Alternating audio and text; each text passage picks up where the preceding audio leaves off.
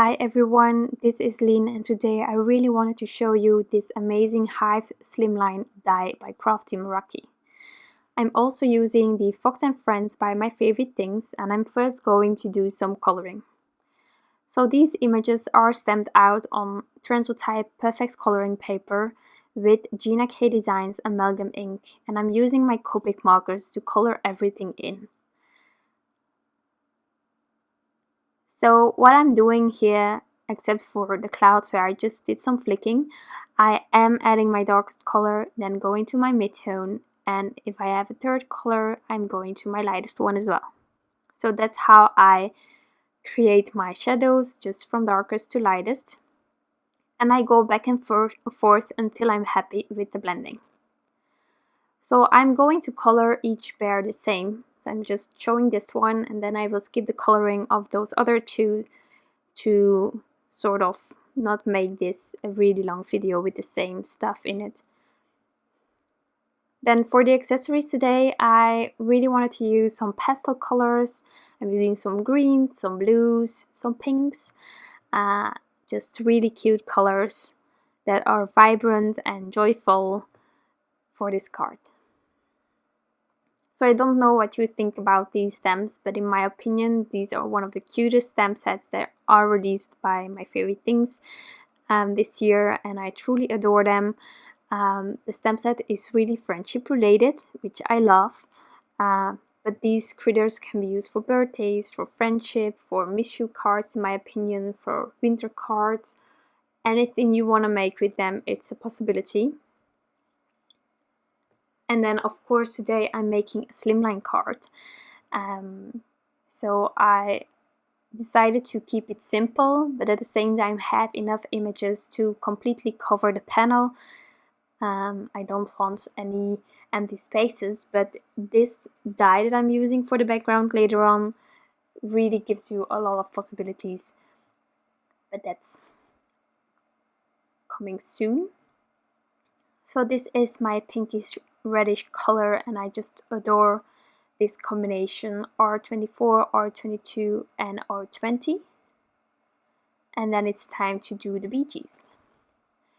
So I think this color combination, BG 13 and BG 11, and then my lightest BG 10, was one of the first colors that I bought in Copic markers because it's a joyful blue and I just love it. So I'm going over everything at least twice, and if needed just a third, a fourth time. This paper can definitely handle a lot of layers if needed, which I really like. So onto the bunny. This one is getting another brown color. I don't know if you noticed, but my shadows are from the right towards the left, and I'm really trying to do that with all the critters, all the accessories, but also the airplanes. And for this bunny, it means that the face is a bit darker than the back of him. So almost done with the coloring. I have the matching dies that I will be using to cut every image out, and then I can start on the background.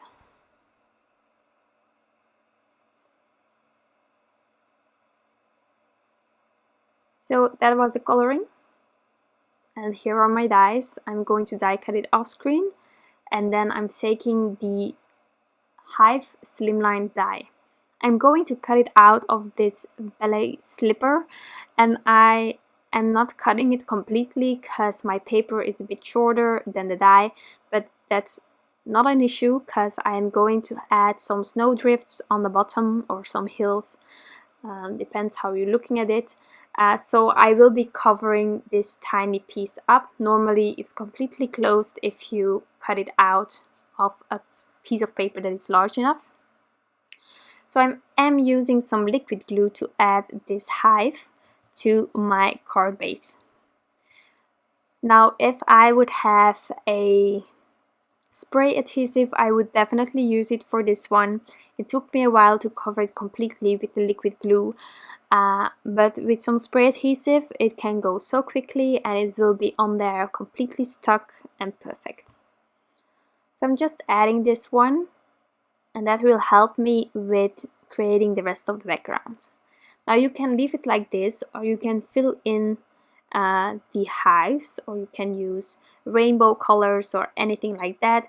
I am going to fill in a few of these hives with the same pink, the Ballet Slippers, but I'm also going to take some gold paper and I'm going to randomly add some gold as well. And this way I'm going to create some interest in the back. I'm not filling it completely because I really like the detail of this hive, and with the white it really shows.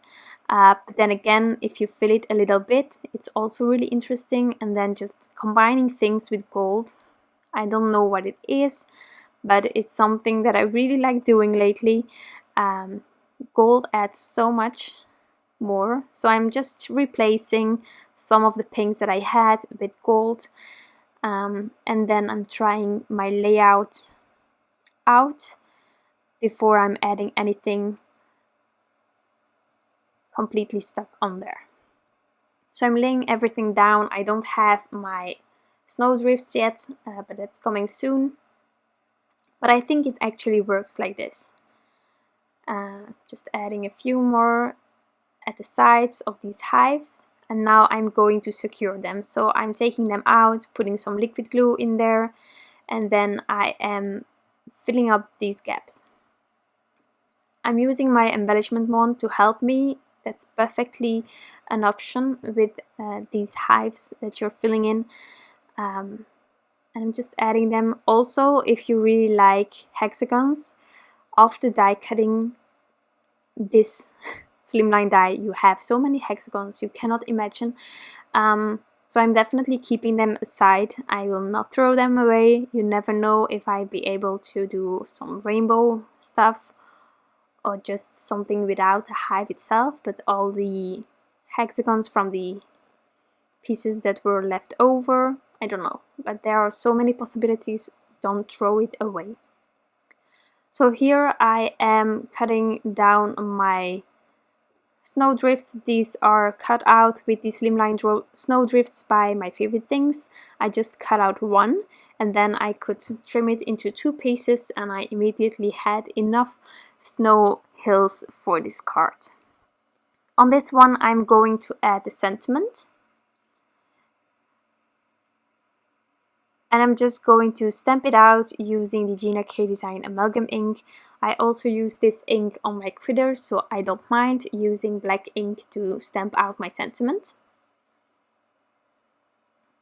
Adding the first hill, and then I can stamp this out. Using my Misty for that, you can multiple stamp your sentiment. Sometimes it's really needed, definitely when you have a new one. A few times stamping is like needed a lot, and I don't prep my stamps, so I need sometimes a 3rd time or a 4th time, but with the Misty it's perfectly fine. It stays in the exact spot that you need it. I'm covering the back now with some thin foam squares. I really like this height. I use it all the time, the thin foam squares from Scrapbook Adhesives. And then I'm adding it to the bottom of this card. And then I can start adding all the images using a combination of liquid glue, but also thin foam squares.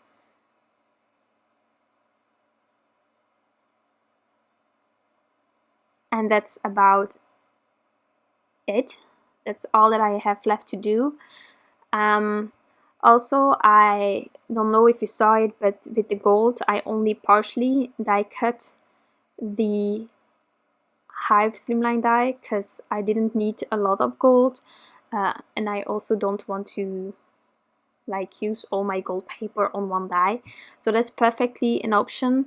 Also, I'm keeping that partially die cut hive as well because maybe I can use it also in the future. There are so many ideas in my head, I just need to find some time to get these onto cards. So we will see if I have enough time to create things like that. But definitely don't throw anything away that you cut out using this die. because there are so many possibilities, so many. You can also use this die cut hive, for example, as a stencil, which can also be really pretty. Just so many ideas. So I'm almost done with adding all the elements to this card, and then I will call it finished. So I also think that this card would have worked perfectly with some sort of a minty, bluish, greenish cardstock on the back, if you don't want to use pink. And it would also work with these colors that I used for the images, the Copic markers. So yeah,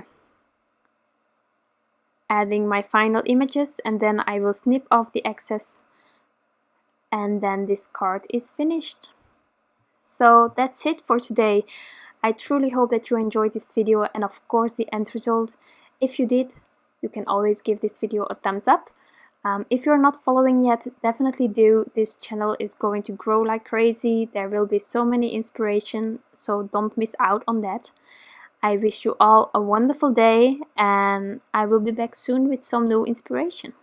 Bye!